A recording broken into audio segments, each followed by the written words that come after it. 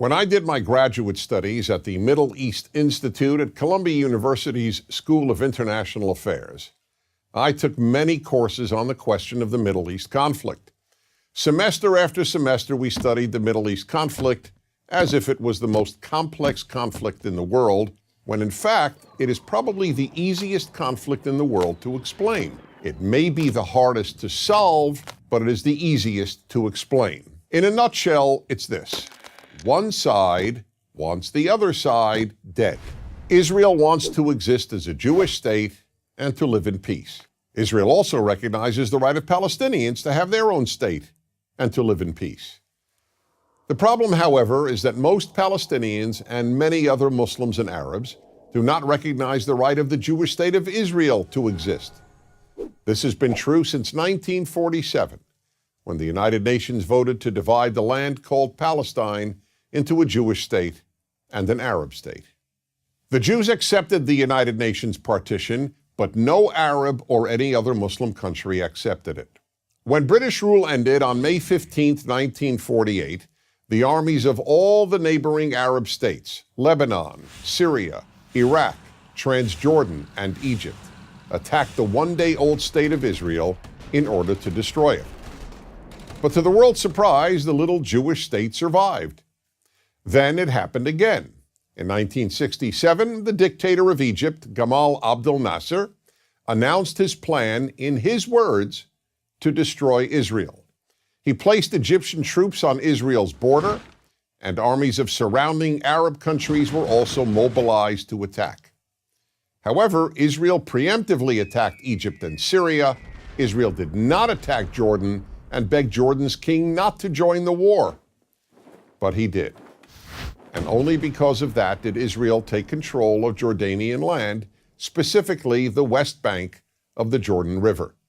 Shortly after the war, the Arab states went to Khartoum, Sudan, and announced their famous three no's: no recognition, no peace, and no negotiations. What was Israel supposed to do? Well, one thing Israel did a little more than a decade later in 1978 was to give the entire Sinai Peninsula, an area of land bigger than Israel itself and with oil, back to Egypt, because Egypt, under new leadership, signed a peace agreement with Israel. So Israel gave land for the promise of peace with Egypt, and it has always been willing to do the same thing with the Palestinians. All the Palestinians have ever had to do is recognize Israel as a Jewish state and promise to live in peace with it. But when Israel has proposed trading land for peace, as it did in 2000, when it agreed to give the Palestinians a sovereign state in more than 95% of the West Bank and all of Gaza, the Palestinian leadership rejected the offer and instead responded by sending waves of suicide terrorists into Israel. Meanwhile, Palestinian radio, television, and school curricula remain filled with glorification of terrorists, demonization of Jews, and the daily repeated message that Israel should cease to exist. So it's not hard to explain the Middle East dispute. One side wants the other dead. The motto of Hamas, the Palestinian rulers of Gaza, is, "We love death as much as the Jews love life." There are 22 Arab states in the world, stretching from the Atlantic Ocean to the Indian Ocean. There is one Jewish state in the world, and it is about the size of New Jersey. In fact, tiny El Salvador is larger than Israel.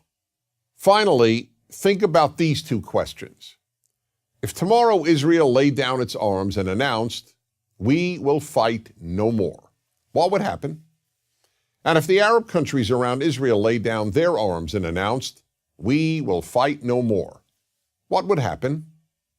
In the first case, there would be an immediate destruction of the state of Israel and mass murder of its Jewish population.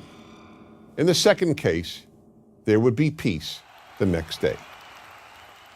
As I said at the outset, it is a simple problem to describe. One side wants the other dead.